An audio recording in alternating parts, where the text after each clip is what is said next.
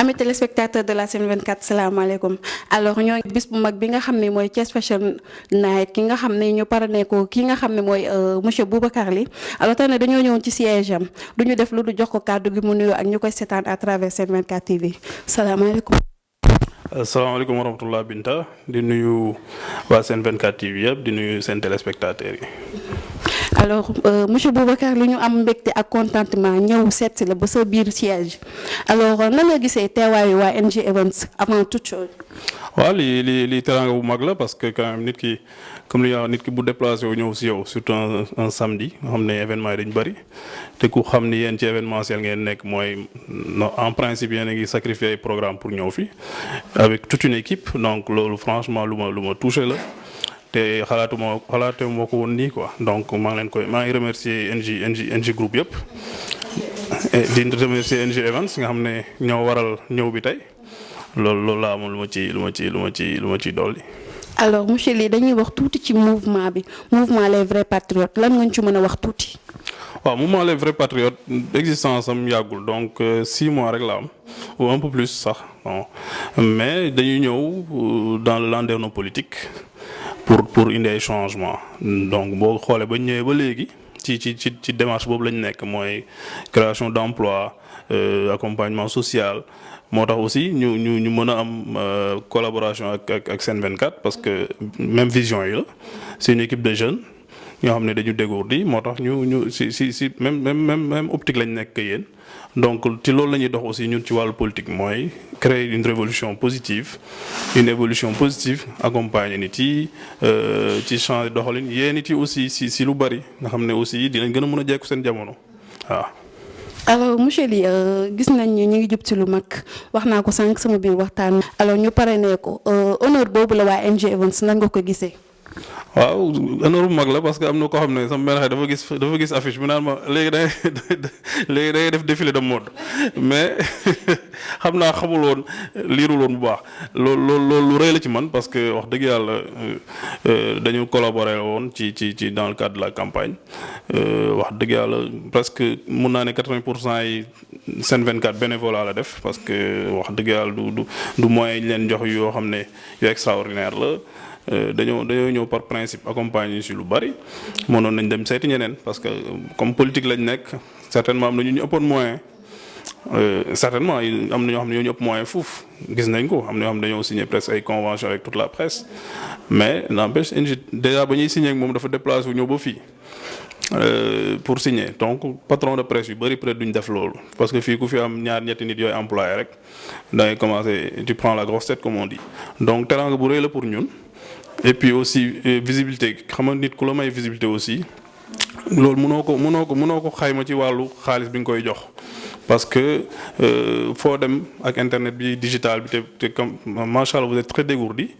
vous avez de bonnes plateformes donc loolu daal dañ leen siy ñaanal yàlla ñu ñaan yàlla aussi collaboration bi continuer si yeneen événement si yeneen filialu NJ Group waaw. waaw parce que wax nga ko tout à l'heure sa biir wax que ni am na ñeneen ñu bari ñu fi nekk rawatina ci élection yi ñu jógee mais NJ Events tey jël loolu jox la ko c'est parce que dafa am ñu gis ci yow macha allah parce que gis nañ sa taxawaay avant ak après élection yi. waaw non parce que comme li ñu wax rek ñun élection dañu ne woon victoire bi c'est pas une fin en soi mooy ñëwuñoon ne par force dañu am ndam la preuve ñun xamoon nañ déjà ba ñuy dem élection. On postulait pas pour être maire on était tête de liste proportionnelle donc tête de liste proportionnelle même sunu liste bu gagné woon du tax man ma nekk maire donc dañ ne woon la victoire c'est pas une finalité donc taxawaay boobu lañ ko ne booy gis action bu gën a mag bi ñu def c'était à 3-4 jours de la clôture de la campagne mooy ambulance bi ñu mayee jaxaw parce que foofu lañ dëkk ci yooyu nag la ñuy continuer même dans le cadre de on est conseil municipal ba ñuy def prise de contact keroog loolu la ñu wax maire dañ ko ne ñun ñëwuñu mairie pour nekk figurant donc dañoo ñëw si logique bi ñu doon defee di accompagner population yi socialement di jéem a xool na la ñuy accompagner jeunes yi loolu yàlla def ñu dem ci ba am ci siège conseil au niveau de la commune nord sous la magistère de monsieur Birame Souleye Diop. c'est-à-dire si logique boobu lañ nekk ñun maag ñi ànd ak man mooy sama coordonnateur Baba Gueye du sax coordonnateur kese sama xarit la c'est un ami d'enfance donc ak ñeneen ñëpp ñi nga xam ne on a la même vision. am ñoo xam ne ñoo mujjee ñëw quand même si le mouvement des Vrais Patriotes mais ñoom ñoo gën a jël yëf yi sax quoi ñuy remercier au passage Alma mi Léona ak ñu àndal yëpp depuis le début am na ñoo xam ne jarul ma leen tudd mais ñu xam ne ñun ñëpp ñoo bokk idée ñoo bokk vision te dañoo ñëw aussi pour changer les choses parce que bañ demee keroog Petit Thialy ren sax dañuy tooñ dañ doon ne keroog dañ ñëw ñu ñuy wax affaire suukaru koor léegi pour la communauté chrétienne. ma laaj ma ne Jean notre ami Jean la ma ne ko mais suukar koor bi nu muy demee mu ne ma mais comme li ngay jox musulman yi rek mooy tàndar ba suukar ak yooyu mooy ñun ñëpp benn lañ donc socialement boo demee Petit Thialy problème yi nga fay fekk moom ngay fekk jaxabooru canal ba moom ngay fekk Léona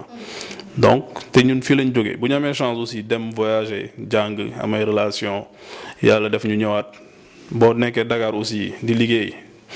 di ñëw Thiès week-end demaat doo xam réalité yi man pour vous dire xaw ma woon sax ni y avait autant de chaînes de télévision à Thiès yu bëri xaw ma ko woon.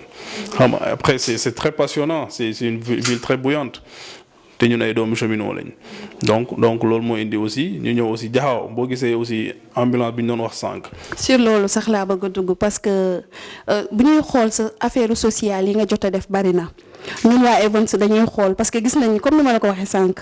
gis nañ politiciens yi bari nañ ci dëkk bi mais li ñu gis ngay dox ci mbirum social dafa bari loolu gën a yokk tey ñu pare ne lu suñu bis parce que gis nañ tout récemment ambulance ba nga xam ne jox nga ko waa Jaxaaw parce que loolu lu ñu soxla la surtout nag Jaxaaw gee nga ko jox.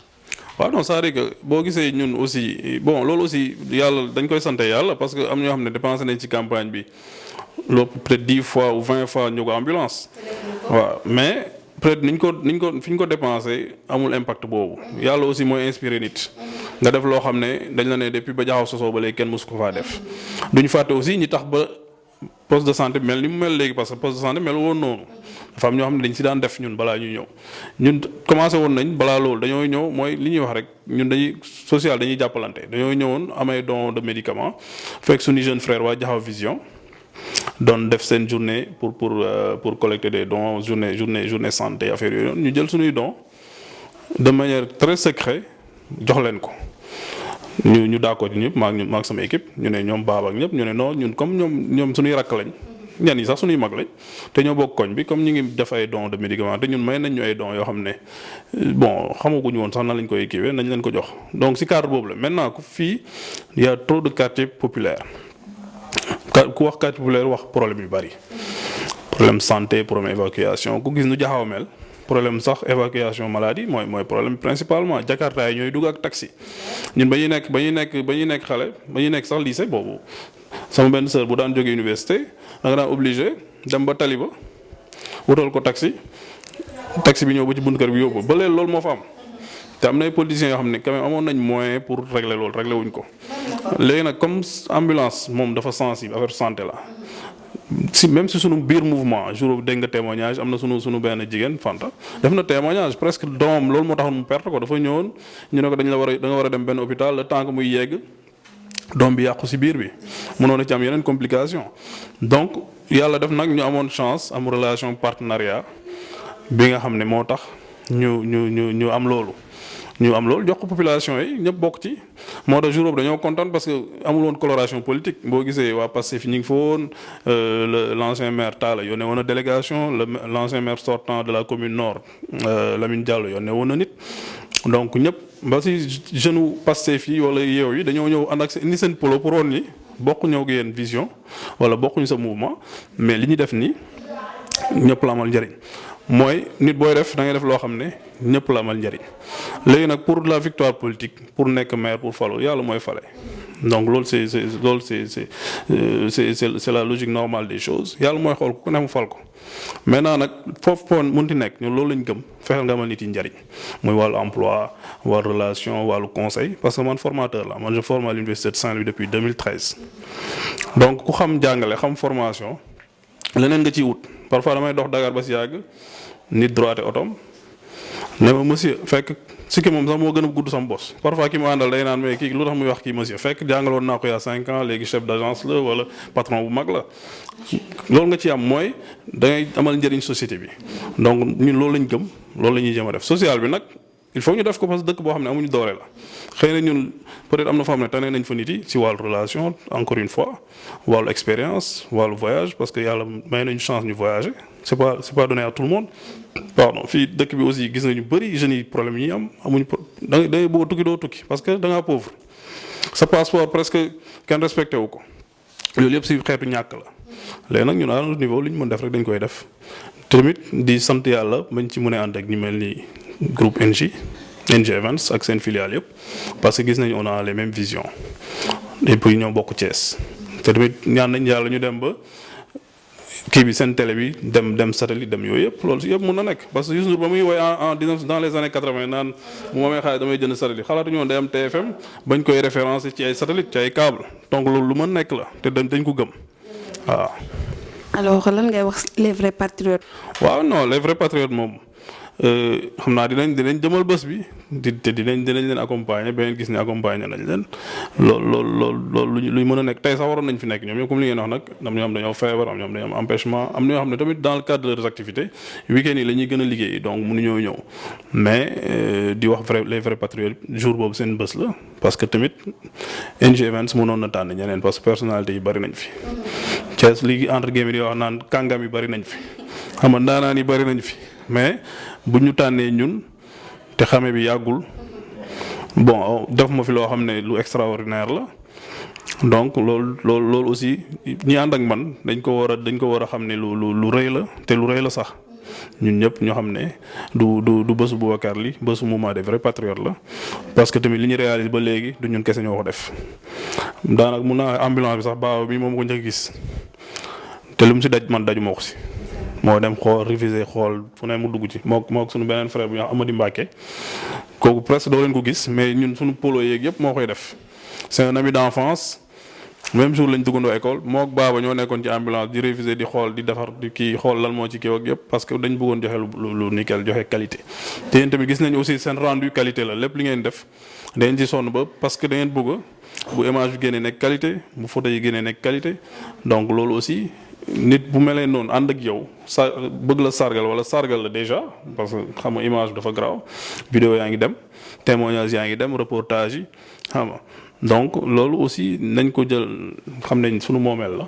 xam ne aussi ñaanal yàlla aussi groupe bi ñaanal yàlla ñi siy liggéey affaire bi gën a ñoŋ gën a développé bi pour comme ça année prochaine mu gën a am doole encore nga xam ne gars yi dañuy dem ba mel ni Oprah Winfrey nga xam ne chaque année nit yi dañuy négocier ak moom pour mën a jàll ci émission publicité waaw chaque année elle a plus de 2500 demandes ñoo xam ne dañu bëgg rek sponsoriser yàlla lañ dem ba ëpp foofu ba toll fu ko raw comme ça yéen ñëpp socialement aussi matériellement ku nekk am si lu mu ci yaakaar te yàlla bu yaakaar tas. amiin yàlla bu yaakaar tas alors monsieur Ly sa dernier mot lan la. waaw sama dernier mot maa ngi remercier Binta parce que maa ngi remercier Binta remercier équipe bi yëpp. remercier aussi NG surtout remercier Abdourahmane nekk fi tey may photo yi macha allah ñoom la remercier Baba gis nga Baba moom foo ma gisee gis ko parfois sax doo ma gis mais moom ngay gis waaw donc di ko remercier voilà di ko ñaanal yàlla aussi moom surtout moom parce que je le remercie jamais assez waaw parce que ba ñuy def mouvement maa ngi moom kese la woon ak nijaayam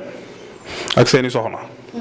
xam nga moo tax parfois bu ñuy tooñ seen soxna yi dañ naan ñun ñii ñoo créé les mouvements les vrais patriotes ñooñu dem woo groupement de femmes yi nekkoon ci kaw mi ñu ñëw toog ñu ne lii la ñu war a def waaw donc di ko remercier di ko ñaanal di ñaanal waa télé bi di ñaanal waa Jaxaw yëpp di ñaanal aussi jour bi nekk réussite waaw yàlla dugal ci loxoom dàqal ñu seytaane ci darajay Muhammad sallallahu alayhi wa sallam nga xam ne moom mooy suñu référence waaw moom moo ñu jëlee ci lëndëm indi ñu ci leer waaw donc di julli ci moom di sant yàlla bu baax a baax waaw. alors di la remercier bu baax a baax ci dalal bi nga dalal waa groupe NG Events ak waa mode NG alors di remercier ñi fi teew ñëpp nag di leen jox dig daje ba beneen en route rek dañ koy continuer di leen jox dig daje ci yeneen événement incha allah merci beaucoup.